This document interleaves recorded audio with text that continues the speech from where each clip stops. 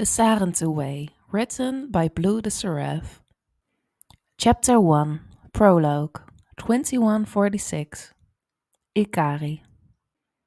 Good morning, students. Alma Cortez, our avatar teacher, spoke aloud before us at the front of the room. My eyes raised to her voice where they'd previously been looking at the song card I'd been toying with between my fingers before she had walked into the classroom. My mother's song card. It was still cool between my fingers, my hand lying on the desk. A similar desk to the other five in the room, each hosting two other Navi children each. Sarentu children, just like me. I was at the desk in the front left of the room with Tangma, a female Navi child just a year younger than me, next to me, on my left. My friends Nor and Telan sat at the desk to the right of us. My big sister Ahari was at the desk behind me with Yatu, a Navi boy, next to her. She didn't look happy to be here in the classroom. That much I knew was true. She was one of the oldest of us, 13 now, I think, 4 years older than me. I don't think any of us were particularly happy to be here with the Sky People in a metal room that stank of chemicals, their definition of cleanliness. Well, except maybe Talan. Let's review the ambassador program. Alma pressed a button on a little black rectangle in her hand. I think she called it a remote. The screen behind her came to life and the ambassador program, or TAP as we knew it, logo appeared on the screen with the letters RDA above it. That's who had taken us here, the RDA. I can't remember what it stands for. Then again, there's a lot of things I don't remember. The screen changed again to show a view of outer space, where the Sky People came from, I'd heard, with the sun labeled and a smaller blue dot called Alpha Centauri A. I think it's a star. When the RDA discovered Pandora, Alma began to continue before the voice of my big sister cut her off. You can't discover something that was there all along, she said, sounding very smug and angry. I knew why she felt that way. Her hate for the Sky People was clear to me as the stripes on her body. My tail curled at my ankles when I turned to look at her. Ahari was sitting back in her chair with a small glare on her face, refusing to meet Alma's eyes when they turned to her. Sensing me looking, she turned her gaze to me and offered me a small smile. Alma quickly addressed her. Ahari, she scolded gently. When we say discovered, we mean it was the first time humans came here. Ahari just let out a soft scoff. She rolled her eyes at her teacher's words and looked away at the wall again.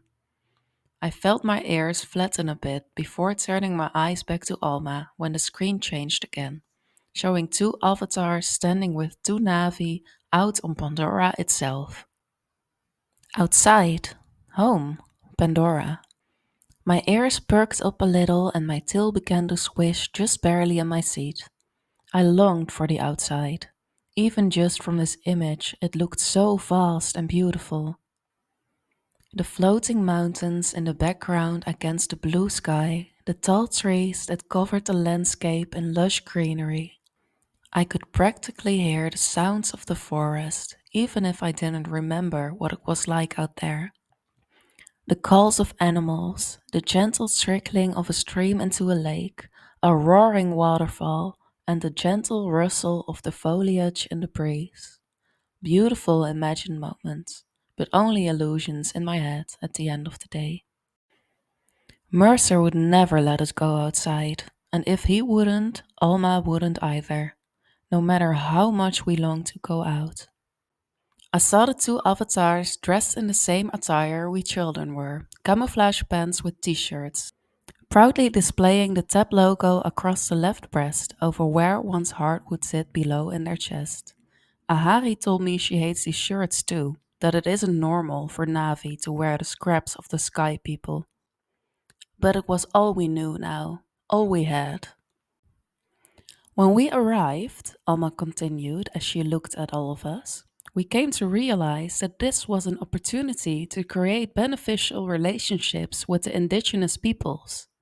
This was growing boring already. Ahari already told me that these words were all lies. So really, why should I pay attention? My eyes went back to our mother's song card, Ahari's mother and mine. I couldn't remember her name. I hardly remembered her face, but Ahari had told me a little bit about her. Even let me hold onto her song card. It was so beautiful.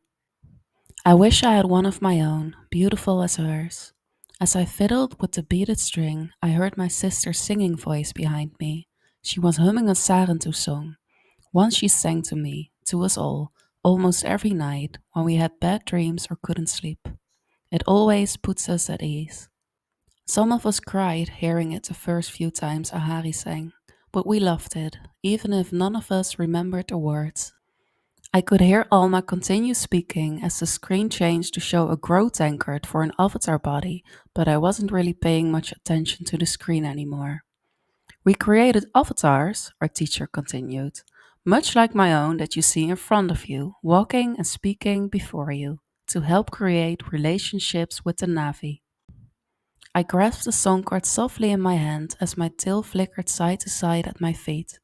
Alma began walking down the aisle between the desks, her hands clasped together while she spoke, looking at us all one by one. And when you all graduate, it will be your job as ambassadors to reach out to the Navi clans, Alma said with a smile, looking at me.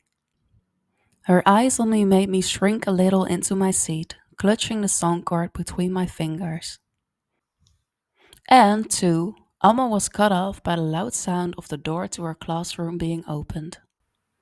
I jumped a little and turned my golden eyes up to see Director John Mercer, the head of the TAB program, walk through the doors with another soldier behind him, both of them wearing masks on their faces. They couldn't breathe or air, that's what Ahari told us, so they wore those silly masks around outside on Pandora and inside our school. Help us to create those alliances. Our avatar teacher went right back to her lecture as Mercer slowly stalked inside the classroom, making Tangma visibly tense up beside me. I tensed a little myself. Mercer wasn't a nice man. He was frightening at the best of times and a giant thanatar sent from your nightmares at his worst. Talon straightened up as Mercer got closer to the desk, seemingly eager to appear obedient and ready to him. Alma didn't turn to look at him, but her slowed speech and slight stammer told us she knew it was him behind her. Can anyone tell me, how that can be done? She said, walking towards Ahari. My sister's eyes were closed, and she changed her sitting position to be crouched in her seat, her arms resting on her legs, with her hands hanging off her knees. Still, she hummed a song of our people. Alma, suddenly seeming fed up with her singing, raised a hand to her face, a gesture for her to be silent. Ahari, she hissed low and quiet. I could see the glare in my sister's eyes when she looked at Alma in irritation. Suddenly, I was more nervous now than when Mercer came in. Before I could say anything, Talon's voice hit my ears, making my eyes turn to him. He was stood up now, eyes looking around at all of us, but mostly towards Mercer.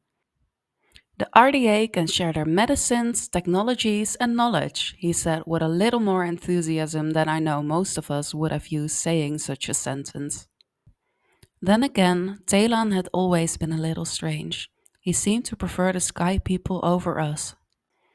Mercer was right at our desks now. That's absolutely correct, Talon, his calm voice said as he eyed all of us. Talon beamed from the praise given to him by Mercer. I knew this man could see the unease all of us possessed around him, and we all knew he relished in that. Director Mercer, Alma addressed him finally. We have been reviewing and discussing TEP's mission, as you have requested. Hopefully our teacher could get him to leave us in peace. But hope like that was frugal when Ahari was glaring like she was, just before she opened her mouth and spoke. Why would the Navi want to have alliances with you? She said, her voice holding nothing but contempt. I couldn't fight the winds that came for me before I looked at my sister. Ahari, please, I attempted softly, imploring her to keep quiet. Ika'ri, Mercer said without looking at me. I looked at him and tucked my head down a little, drawing my hand clutching my mother's song card into my chest. He pronounced my name wrong, he always did. And that was something Ahari noticed right away. Her name is Ika'ri, she corrected sternly, giving him the proper pronunciation with another glare. Not Ika'ri. Ahari, it's fine, I said softly before she cut me off again. A nasty habit of hers. No, it isn't fine, Ika'ri, her stern voice came. Though the bite in her tone was directed towards me, I could sense the warmth in her words. I knew she was only standing up for me. Your name is beautiful. It deserves to be pronounced correctly. I couldn't fight a little smile on my face from that. My big sister would always stand up for me, that much I knew, even when I couldn't stand up for myself. I hoped that I would be strong enough to stand up for myself one day, to be as confident and outspoken as she was, so I wouldn't have to rely on her all the time. Mercer was quiet and thankfully didn't scold Ahari for her blatant correction of his mispronunciation of my name. You have no idea, he began, his heavy footsteps thumping on the ground as he stepped past me towards Ahari's desk. What life is really like out there, Ahari. A pregnant pause. His voice was sickly calm, like a parent's tone would be as they corrected their child on right and wrong. It sent a chill down my spine. It's savage, Mercer finished. Ahari just stared at him with that same glare she'd given Alma earlier. He then turned to look over at the Navi children on the right side of the room. We found you as children, after your clan abandoned you. He turned to those of us on the left. Tangma shrunk when his eyes found where we sat.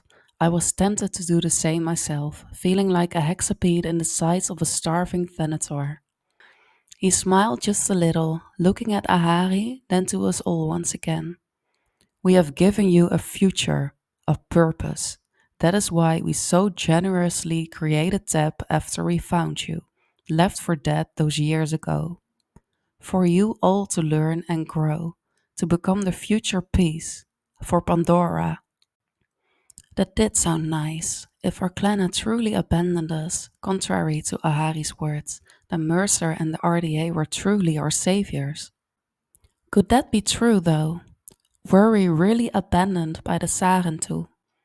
Did my mother not want me? Did our clan not want us? My sister's words rose above the silence.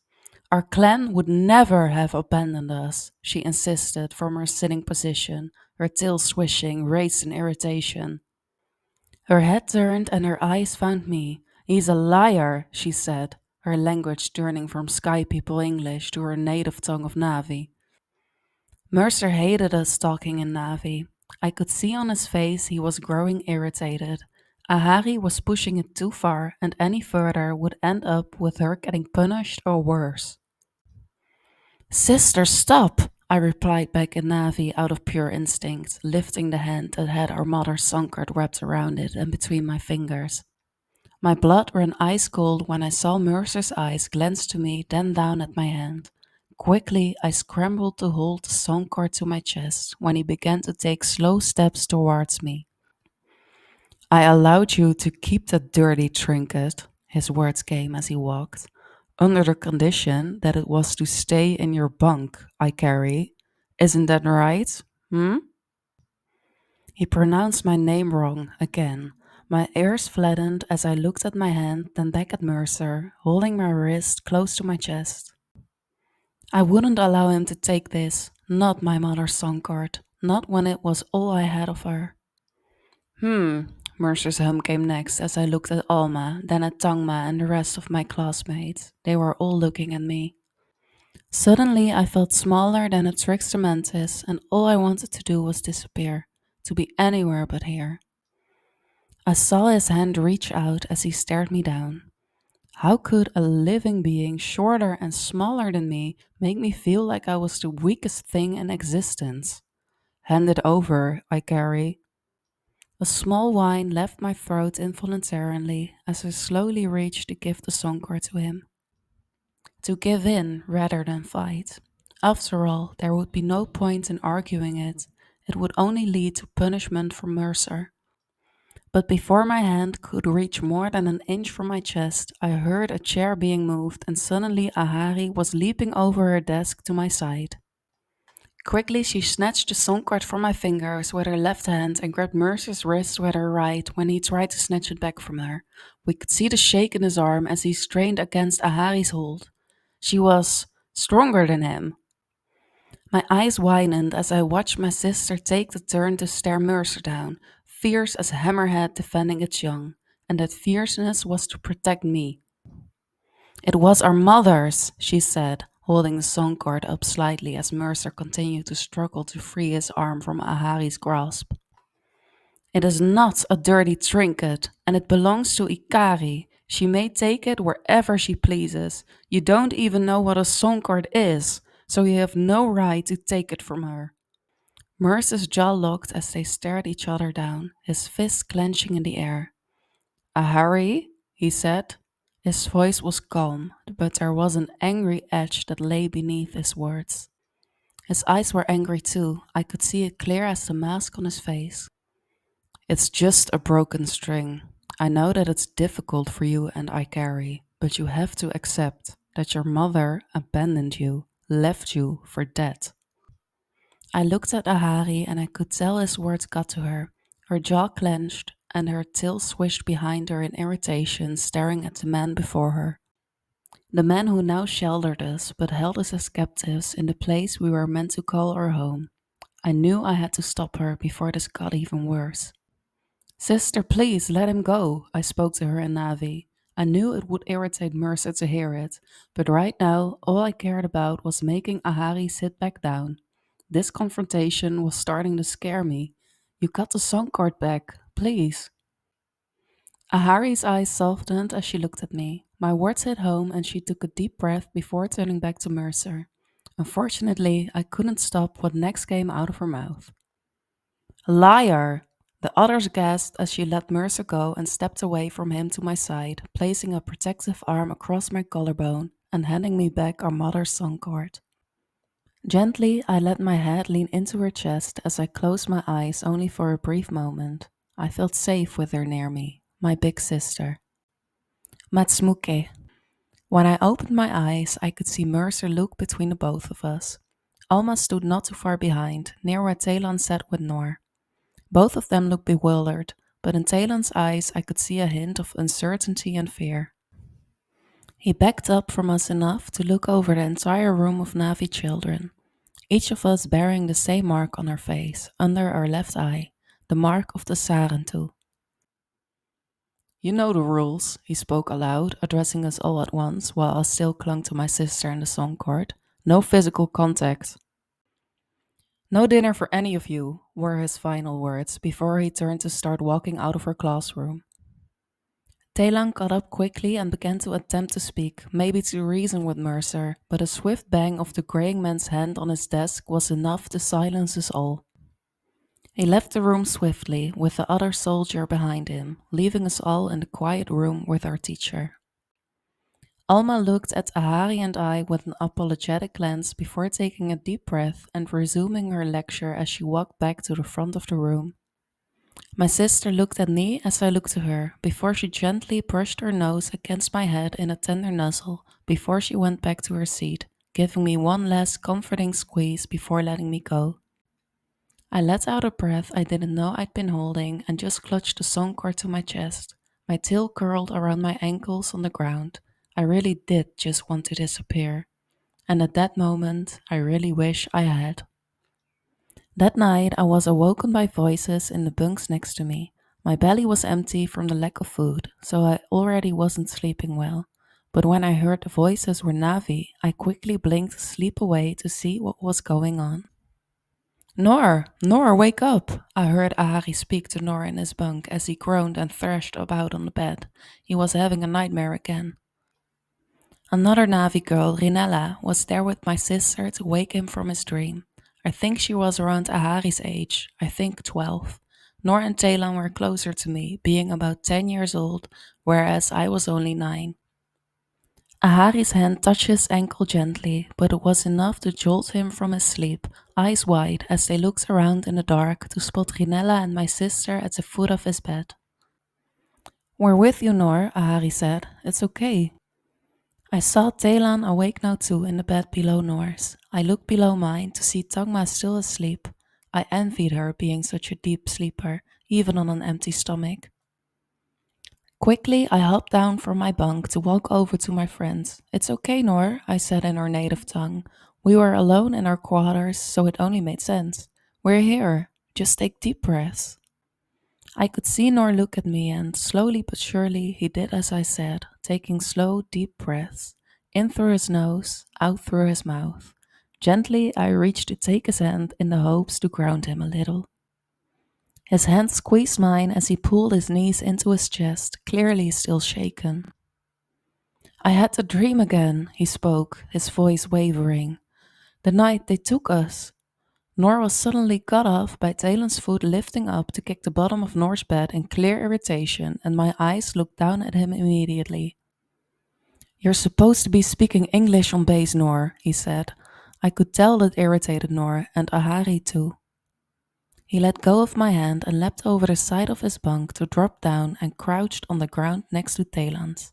"When you cry out at night, Talon, you cry out in Navi," he said sternly, punctuating his sentence with a little shove to his friend's chest. Talon whimpered before shoving Nor back, which turned into Nor shoving him again. I extended my arm out to come between the two, but on accident my hand collided with the arm of Rinella. Seems we both had the same idea. I locked eyes with Rinella for a moment, before lowering my arm in embarrassment, my tail curling around my ankles. Her eyes lingered on me for a moment, before she turned to Nor. Ahari was first to speak up. "Why do you always take Mercer's side, Talon?" she prodded, irritated at him as Nor was. "The side of those who would take us from our homes and starve us because I defended my own sister." That made me cast my head downward. If I didn't feel bad about us having a lack of dinner before because I couldn't just keep the song card in my bunk, I certainly was now. My sister seemed to notice this and quickly came to my side to squeeze my shoulders and nuzzle my forehead. "It isn't your fault, sister," she assured me in Navi. "You did nothing wrong." I leaned into her touch but said nothing, feeling the eyes of the other 3 on me. Talon got up into a crouched position on his bunk and looked at all of us. "Director Mercer saved us," he insisted, before Nor let out a noise of anger from his words and gave him another shove. That turned into Talon hissing at Nor, who hissed right back, both baring their teeth. Rinella quickly moved between the two and hissed at Nor, a warning to back off. With a whimper, Talon pushed Rinella away to leap from his bunk and move to curl up against the base of Ahari's, his tail curling over his feet and his head tucked into his knees. I couldn't help but feel bad for him. Talon seemed to look up to Mercer a lot. For whatever reason, he truly believed the words he spoke. My sister let me go to quickly move to the kept boy's side before beginning to try and reason with him. "Talon, they took us from our families," she implored. "We are saplings, cut from our roots." I could see Talon look at Ahari with uncertainty as I moved closer to come next to my sister. Rinella and Nor began to join us as well, crouching opposite of Talon. "We may not remember where we're from, but we can still grow, Talon. Out there, on Pandora, where we belong. I know Nor and Rinella feel the same. Ika'ri too." Ahari's words made me turn to my 2 friends next to me as they seemed to nod in agreement. But I pondered. "Could we really?" I said, making their attention turn to me. "I mean, I don't even remember what it's like out there. How would we survive? Our clan is gone, we have nobody." My sister's firm but comforting hand came to my shoulder before her fingers lifted my chin so my eyes met hers. They were a yellow similar to my own. "We have each other, Ika'ri," she insisted softly, her thumb gently brushing against my cheek. "That's all we need. We could rebuild the Sarentu again." Nor groaned, cutting her off. I can't even remember the words of her clan's songs anymore, he said sadly. None of us did. Ahari knew the melody, but none of us could remember the words to save our lives. But my sister was determined. I could see it in her eyes, hear it in the words she spoke next. Then we can sing them without words. Her hand moved to take Taelan's as she began to hum the song she had sung in class earlier. Her delicate voice soothed my very soul. She looked at Taelan, to Rinella, Nor, then at me. Her other hand gently cut my cheek, ushering me into her side for a cuddle. It felt safe, safer than anything I knew. My hand then extended to take Rinella's, and then she lifted hers to take Nor's. Nor took Taelan's. And suddenly we were a circle of Navi children, holding hands, crouched in the dark, listening to the song of our people we couldn't even remember the words to. Rinella looked up at all of us before she spoke.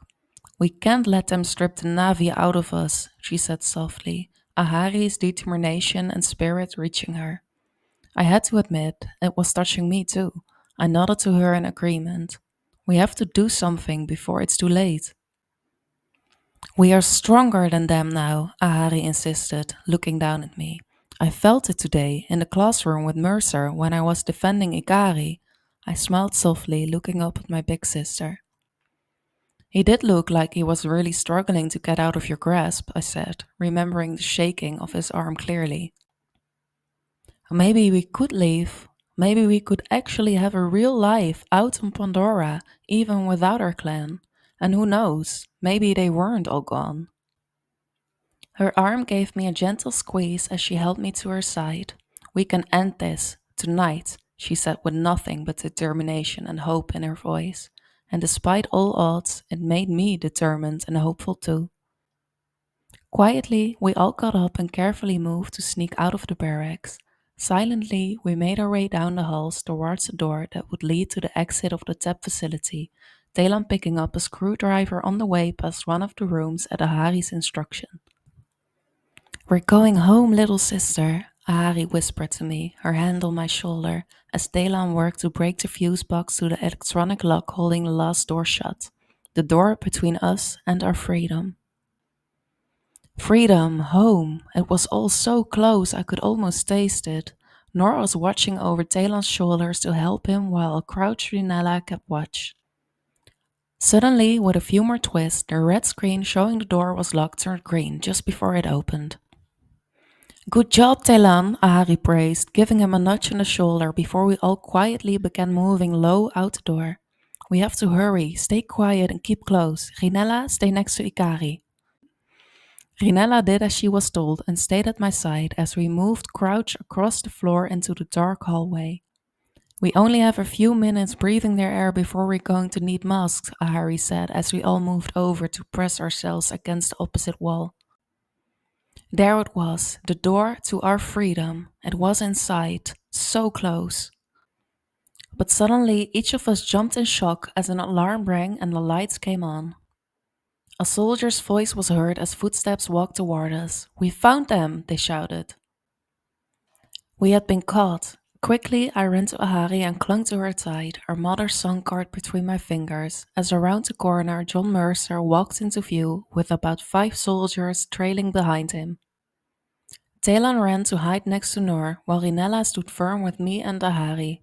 My body was trembling from fear. We had been so close. The door was right there. Maybe we could still make a break for it. Freedom could still be ours. The soldiers quickly cornered us, guns raised. Among them, I could see a dark-skinned woman devoid of a cap like the rest. Colonel Angela Harding. She was the Viper Wolf, or Mercer was a Thanator, smaller in power, but just as deadly if she got her claws into you. Was this it? Was this how we died? I'm very disappointed in you, Mercer said. Again, he sounded like a calm, scolding parent. All of you. We have given you this privileged life, and you all want to throw it away. For what? Ahari, quick as ever, fired her retort back at Mercer's words. We don't want your privileged life, Mercer, she snapped, moving to let me go to instead stand in front of me. I held our mother's song card close to my chest before feeling a hand on my shoulder, calm and reassuring. I looked up to see Rinella looking back down at me with a comforting smile. Be strong, Ika'ri, she whispered to me. I nodded after a moment's hesitation and straightened up a little. I was still terrified out of my mind, but she was right. I needed to be strong, if only just for now. We needed to show Mercer we weren't afraid of him, that we were going to take our freedom back. I looked to see Talon standing straighter with Nora as well, even though his eyes held fear for defying the man he looked up to. Nora's hand was clasped in his, I guessed, to keep him grounded so he'd stay firm. We belong out there, Ahari continued, pointing towards the door that would lead to Pandora, out of the school. Mercer, however, was quick to cut her off. No, you don't, Ahari, he snapped. His calm composure seemed to finally crack for my sister's defiance. You belong to us, to the RDA, to me. I clutched tighter to Rinella's hand as I stared him down before my words came up to the surface in reply. We belong to no one but ourselves, I snapped, my voice wavering only a little. I saw my sister look back at me, a proud smile on her face. We belong to ourselves and to Ewa. We are not your possessions, Mercer. Let us go, Nor added and voiced his agreement with a yeah. I knew what I said irritated him. Clear again in his face as he walked closer to Ahari and the group of us, fists clenched by his sides. You all cannot fathom how much we have invested in you, he spoke. We saved you, gave you a home, an identity. We already have an identity. We are Navi, Ahari shot back defiantly, confidence laced in every word. No, Mercer said sternly, and I watched as my sister shrunk back. Was she afraid? You are what I make you, Mercer said, his hands now pointing to himself, while Ahari hung her head low, hands clasped in front of her. Her reply came without words. The melody of our Sarentu song came from her throat to her lips as she tilted her head up, eyes closed, as she sung the tune right in front of Mercer and the other soldiers. Nor stepped up with little hesitation. We may not remember the words, he began, while Ahari continued to sing, taking her hand, but we can still sing the songs of our people. My sister's eyes found mine, and her gaze alone implored me to join in the song, reaching to take her left hand while Talon appeared on my left side to take mine in his. Rinella stepped up with Nor, her hand now in his as well, as all of us joined in, singing the song of the Sarentu, much to the clear irritation of Mercer. Stop singing, he ordered, but we just kept going, singing louder. Colonel Harding moved to step barely a foot away from Rinella as if trying to intimidate her with her gun held across her chest. But Rinella kept going, we all did. We were through being pushed around by them. This was our stand, here and now. We were Navi. We were going home. Mercer grew more and more irritated by the second. I said, shut up, stop singing, he barked, his eyes flickering between all five of us. As our song swelled in our throats, Ahari narrowed her eyes and stepped up to Mercer, staring him down with her chin held high. We are going home, she said to him in English while we continued to sing before looking over at all four of us. We are going home, Ahari repeated for us in Navi before letting go of Nor and I to brush past Mercer first, taking the first steps towards the door that would lead us to Pandora. To our home, our freedom. Nor and Rinella, still singing, followed after Ahari. I am warning you, Ahari, not another step, Mercer said as he turned to look at my sister, who didn't even spare him a second glance. A smile of pride crossed my face before I looked at a hesitant-looking Talon, offering him my hand. Come on, Talon, I ushered softly in Navi, his hand slowly finding mine. Let's go home. Stop right there, I heard Mercer shout before I heard a soft click. The light in my peripheral vision came next, just as the bang rang in my ears. Quickly I whipped around to see my sister crumple to the floor with Mercer holding a gun aimed directly at her. My heart dropped. Ahari! I cried, quickly rushing to her side as she laid on the ground, crying out in agony and dropping to my knees to take her head and pull her into my lap, my hand moving to her neck to check for a pulse. But there was none. Ahari, no, please wake up, I begged as the tears began to fall. Nor, Rinella, and Talon all came rushing to us, looking at my sister who lay dead now on the cold metal floor. Feet away from our freedom. Sister, please, I sobbed, holding her tight with shaking hands as her blood from her back began to run beneath me onto the floor. No, no, no, I need you. You can't leave me, not now. Ahari, wake up. Talon's hand came to my shoulder as my vision became blurry. I could hear my heartbeat thumping in my ears, muffling the noises around me. I could only vaguely hear Norse shout at Mercer, asking him what he'd done to my sister. The ringing in my ears only grew louder as I screamed and cried, clinging to Ahari tightly. I was ready to accept death, ready to join my sister wherever she was now, until I saw Mercer kneel down and pick something up from the ground between his fingers. Our mother's song chord. My heart caught in my throat as I realized I must have dropped it, rushing to Ahari's side. No, that's mine, I cried out, wanting to lurch forward, to wrestle it from this evil man's hands. But my body couldn't bring itself to leave my dead sister's side. Mercer just smiled at me. The murderer smiled at me without a care in the world. Sorry, Ika'ri, I could hardly make out him say. I don't speak Navi. I drew in a breath before I heard my own muffled wail of pain, before I lowered my head to hold my sister in my arms again, my hand cupping her face to press her forehead to mine. Her body was already growing cold. She was limp in my arms. Ahari was gone. Back in the bunks, everything was quiet, dark. I felt like an empty shell, staring at my bedsheets while I sat there in a lifeless, slumped heap. Hot tears fell down my face, the droplets falling onto the bed between my legs, but I couldn't bring myself to muster any sobs. I was silent. I don't know how long it had been since the soldiers forcefully escorted us back to the bunks. How long it had been since the others woke up to the noise and scuffle of us all being tossed back in the room and the door locked behind the humans. How long it had been since they asked us what had happened, why we were crying. Where Ahari was. The scene replayed in my head over and over. We were so close, so close to going home, to leaving this place and making it back out on Pandora. And all that hope had been snuffed out with a single bullet fired into my sister's back. Ika'ri, a voice said, prompting me to just barely turn my head. Rinella was there at the side of my bunk, slowly climbing up to me to sit crouched by my feet.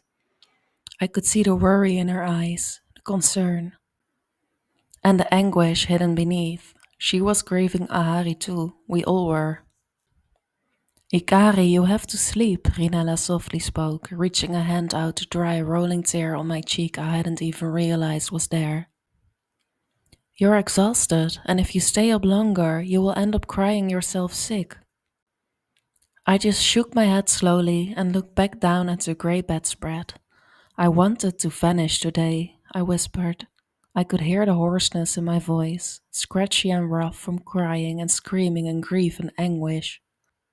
When Mercer tried to take the song chord in class, I wanted nothing more than to disappear. Now I want nothing more than to die. A new sob came for me before I felt Rinella's arms wrap around me, shushing me softly as she stroked my black hair. Her embrace was comforting, not as safe or familiar as Ahari's had been, but it felt nice. I turned my head to cry into her shoulder. It should have been me, Rinella, I cried. I could feel her shake her head. None of us should have died tonight, she said softly. Not you, not Ahari, none of us. Please do not wish death upon yourself, Ika'ri. We could not bear losing you too. That made me cry harder. I was done with words for the night. And thankfully, Rinella didn't press me further. She just held me, until I eventually passed out against her shoulder, succumbing to exhaustion to be haunted by dreams of my sister's murder the whole night through. I wished, I hoped, I prayed to wake up and realize that it was all simply a bad dream. That Ahari would be right across the room asleep in the morning, waiting for me to go and wake her up like I always did before breakfast. But tomorrow came, the sunlight returned, and Ahari's bed was still empty.